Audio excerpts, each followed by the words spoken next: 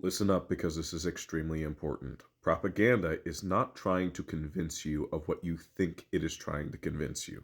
Most people see propaganda and they think its objective is to get you to believe in the position that it is espousing. For example, let's take all of those anti abortion billboards that we see everywhere. You know, the ones with little pictures of babies, and they say, oh, well, the heartbeat can be detected at X amount of days. Most people see that and think, oh, that billboard is trying to get me to think that abortion is bad. But that's not the billboard's objective. Most of us are actually pro choice, and most of us look at those billboards and think, wow, that's gross and dumb.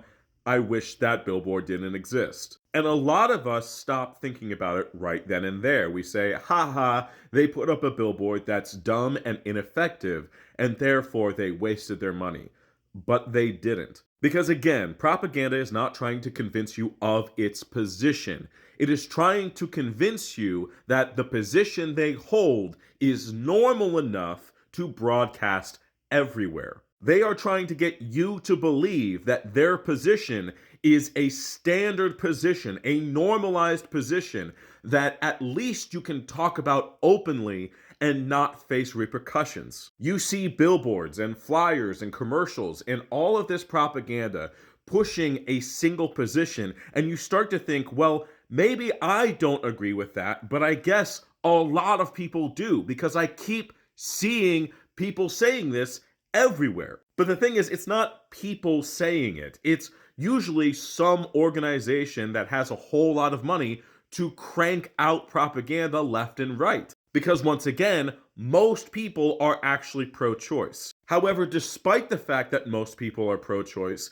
we see those billboards and we see the messaging anywhere and everywhere. And we start to wonder if any one person we are talking to actually thinks that we're baby killers. And we might think that that interpretation is dumb and bad. However, socially, we are worried about that interpretation, and so we make our views quieter, which amplifies the propaganda because now not only are people seeing more of one side of the conversation, they are hearing less of the other side of the conversation. Which means when a politician gets up and holds the side that we do not agree with, we are less likely to be angry with that politician because we go, well, I don't agree with that policy stance, but that seems to be mainstream politics, and I'm going to focus on the one or two things that I do agree with them on over their opponent. So once again, propaganda is not trying to convince you of its position. It's trying to convince you that its position is mainstream. And unfortunately, there is only one way to fight propaganda. It is with counter propaganda. However, people like you and me don't have millions of dollars to pay for billboards and commercials and social media ads. We have to rely on just word of mouth, which can be really scary at first because remember, one of the objectives of the initial propaganda is to convince anyone who disagrees with that position that they might be ridiculed, attacked, or hell, even imprisoned for having opposing views.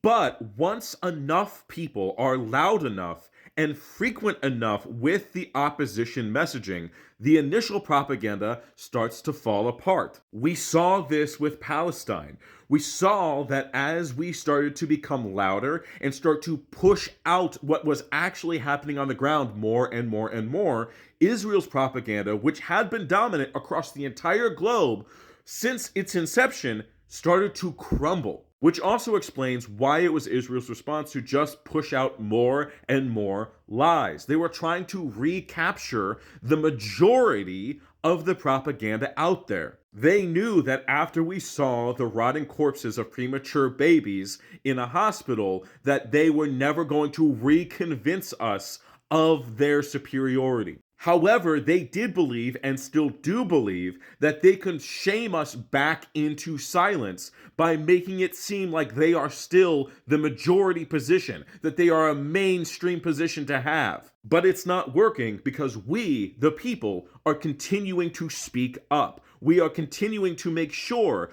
that we are each individually part of a people's propaganda machine. And we could apply this to basically any issue. We can apply it to reproductive care. We can negate all those dumb billboards if we are our own billboards within our communities, consistently speaking up when and where we can. But we can think even bigger than that. We can re-seize our governmental systems for the people if we start speaking up about the fact that that is what we all want to have happen. Revolution is quickly becoming the majority position in people's hearts, but people will not act and will not move if they continue to feel like they might not be mainstream. So if you're sitting there reading all of these Epstein files and thinking, oh my God, how do we get all of these powerful people out of here? Well, we start by speaking up about it. And you do not have to be incredibly articulate. You do not have to have new original thoughts. In fact, it's better if you kind of don't. Sure, it's great to see a creator with hundreds of thousands, if not millions of followers, excellently put together a very researched, articulate point. But what is also effective is seeing 20 other small creators with maybe 100 followers saying basically the same thing or a boiled down version of it. Because when you see that one big creator say that thing, you might think, oh, well, that's just that person's niche. But when you see 20 other average people also agreeing with that position, you go, oh, this is a movement. This is something that the people are behind. Maybe I need to get behind it too. All of that is to say, speak the fuck up. Anywhere and everywhere you can, speak the fuck up. If you do not use your voice, they will use it against you.